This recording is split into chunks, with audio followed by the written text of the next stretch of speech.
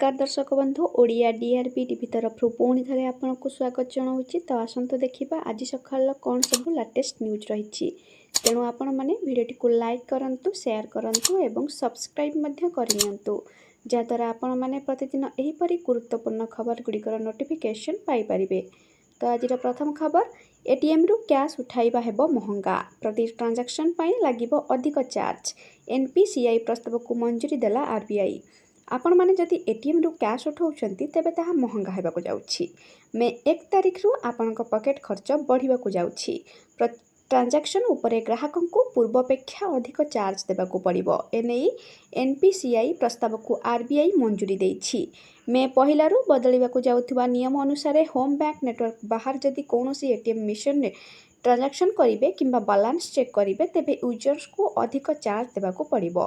परवर्ती खबर, ह्रास पाइला सुना मूल्य, रूपा मध्य हैला सस्ता। जानतु लेटेस्ट दाम। सुनार घरोई बजार मूल्य रे बुधवार सकाळु ह्रास देखिବାକୁ मिलिछि। एमसीएक्स रे 4 एप्रिल 2025 डेलीवरी सुना 0.05% बा 47 टंका ह्रास पाई 87,507 टंका रे ट्रेंड करुछि। सेहीपरि 5 जून 2025 डेलीवरी सुना 10 ग्राम पिछा 42 टंका ह्रास पाई 88,305 टंका रे ट्रेंड करिबा देखिବାକୁ मिलिछि।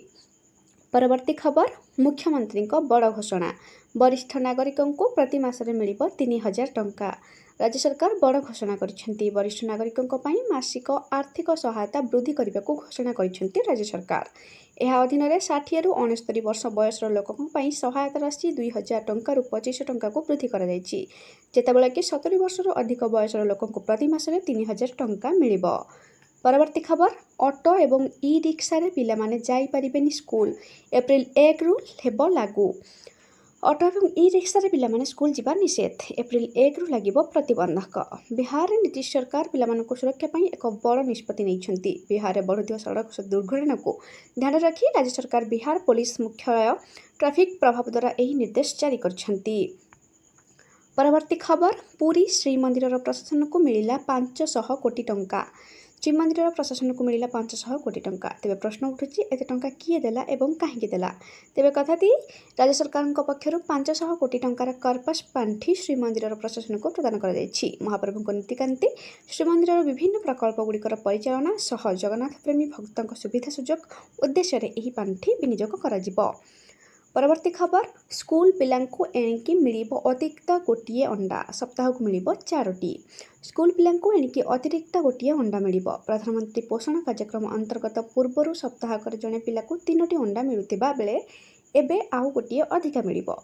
एथिपे राज्य सरकार वर्षकु 372.80 कोटी टंका खर्च करिवे।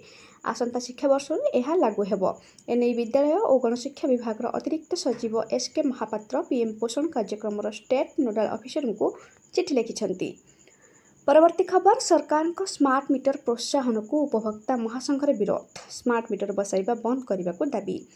गतकाली ओडिशा विद्युत नियामक आयोग ओआरसी 2025-26 वर्ष लगी विद्युत दर निर्धारण करथिला। एने ओआरसी सचिव प्रियव्रत पट्टनायक प्रेसमिट कर सूचना देते एथर मध्य अपरिवर्तित रहिला विद्युत तारिफ, अर्थात विद्युत बिल बढ़िबनी। आउ गोटे घोषणा होइतिला जे जदि आपण माने 2 किलोवाट पर्यंत स्मार्ट मीटर व्यवहार करुछंती तेबे मीटर रेंट छाड़ करा जिवो। परवर्ती खबर, गछ काटिबा मनीष को हत्या करिबा ठारो भी बड़ अपराध, सुप्रीम कोर्ट बड़ घोषणा। सुप्रीम कोर्ट एक गुरुत्वपूर्ण शुणाणी करछंती। एही निर्देश रे से कहिछंती जे बहु संख्या रे गछगुडी को काटिबा कोनोसी मनीषर हत्या करिबा ठारो भी बड़ अपराध। परिवेश को क्षति पहुंचाउथिबा लोकन को कोनोसी प्रकार छड़ा जाई परिबो नाही एवं बेआईन भाबे कटा जाउथिबा प्रत्येक गछ उपरे 1 लाख टंका जरिमाना धार्य करा जायछि। परवर्ती खबर, पुणी 29 रु बढ़िबो खरा, राज्य में पुणी फेरिबो हिटवेव, 29 रु पुणी कलबल करिबो ग्रीष्म लहरी। संबलपुर, सोनपुर, बलांगीर, कलाहांडी को एने सतर्क करा जायछि। 4 दिन में राज्य में 6 डिग्री जाए तापमात्रा बढ़िबो। रातिर तापमात्रा 2 दिन भितर 3 डिग्री जाए बढ़िबो। कालबैशाखी प्रभाव रे ओडिशार विभिन्न जिले में वर्षा एवं वज्रपात पर ओडिशा रे पुणी थरे उष्मपाग फेरिबाकु जाउछि, जहाँ आगामी दिन में साधारण जीवन को प्रभावित करिबो। परवर्ती खबर, 10 वर्ष में फसल हानि पाई चाषी आत्महत्या होइनी, लिखित उत्तर रखिले कृषि मंत्री। नवीन सरकार समय फसल हानि पाई चाषी आत्महत्या करिनाहांती। गत 10 वर्ष मध्य राज्यर फसल हानि जोगु चाषी आत्महत्या करिथिबार ନଜର ନାହିଁ। ବିଧାନସଭାରେ ଏକଥା ଲିଖିତ ଭାବେ ଜଣାଇଛନ୍ତି ଉପମୁଖ୍ୟମନ୍ତ୍ରୀ କନକ ବର୍ଦ୍ଧନ ସିଂହଦେଓ। ଉତ୍ତରରେ ଏହା ବି ଉଲ୍ଲେଖ କରାଯାଇଛି ଯେ ନବୀନ ସରକାର ସମୟରେ ଚାଷୀ ଓ ଚାଷୀର ଉନ୍ନତି ପାଇଁ ଅନେକ ପଦକ୍ଷେପ ନିଆଯାଇଥିଲା। ସ୍ୱତନ୍ତ୍ର କୃଷି ବଜେଟ୍ ଓ କାଳିଆ ଯୋଜନା କରାଯାଇଥିଲା। ସେହିପରି ପ୍ରାକୃତିକ ବିପର୍ଯ୍ୟୟର କ୍ଷତି ପାଇଁ ଯେଉଁ ଫସଲ ବୀମା ଯୋଗାଇ ଦିଆଯାଇଥିଲା ତାହା ବି ଉତ୍ତରରେ ଉଲ୍ଲେଖ କରାଯାଇଛି। ବିଦାୟ ନେଉଛି। ଧନ୍ୟବାଦ।